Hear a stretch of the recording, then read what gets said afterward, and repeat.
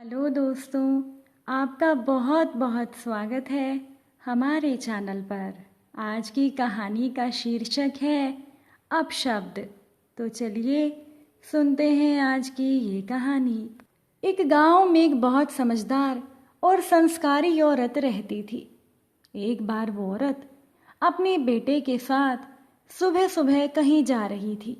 तभी एक पागल औरत उन दोनों माँ बेटे के रास्ते में आ गई और उस लड़के की माँ को बहुत बुरा भला कहने लगी।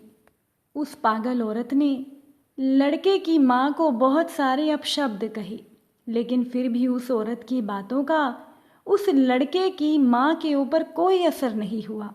वो मुस्कुराते हुए आगे बढ़ गई।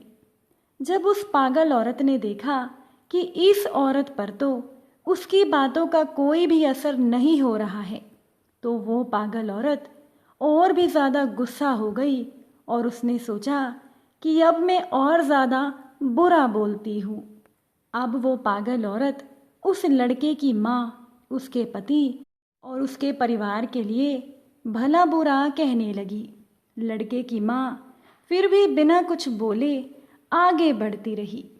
काफ़ी देर भला बुरा कहने के बाद भी जब सामने से कोई प्रतिक्रिया नहीं आई, तो पागल औरत थक कर लड़के की माँ के रास्ते से हट गई और दूसरे रास्ते पर चली गई।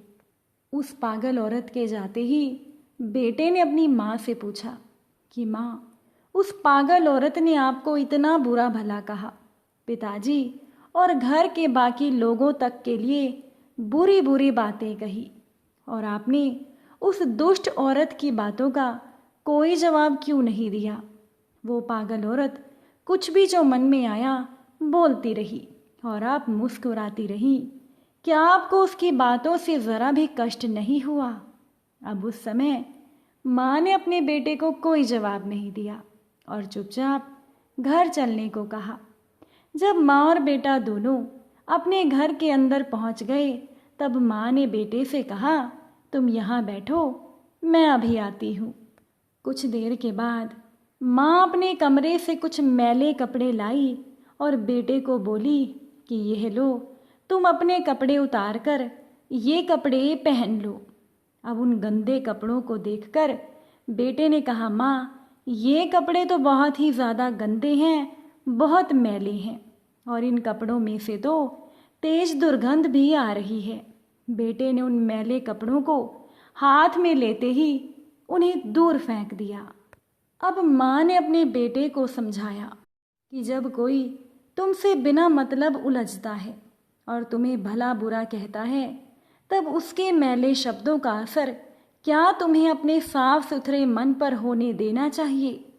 ऐसे समय में गुस्सा होकर अपना साफ सुथरा मन क्यों खराब करना? किसी के फेंके हुए मैले अपशब्द हमें अपने मन में धारण करके अपना मन नहीं खराब करना चाहिए, और ना ही ऐसी किसी बात पर प्रतिक्रिया देकर अपना समय नष्ट करना चाहिए।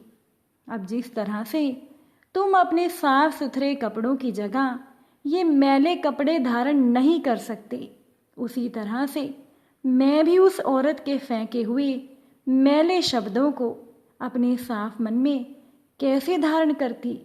और यही वजह थी कि मुझे उस पागल औरत की बातों से कोई फर्क नहीं पड़ा। इसीलिए दोस्तों, आपसे भी जब कोई अपशब्द कहे, तब आप भी अपने साफ सुथरे मन में उन अपशब्दों को धारण ना करें और ना ही उन अपशब्दों पर कोई प्रतिक्रिया देकर अपना समय बर्बाद करें। आप सभी को अगर आज की ये कहानी अच्छी लगी हो, तो हमारे इस चैनल को सब्सक्राइब ज़रूर कीजिएगा। कहानी सुनने के लिए आप सभी का बहुत बहुत धन्यवाद।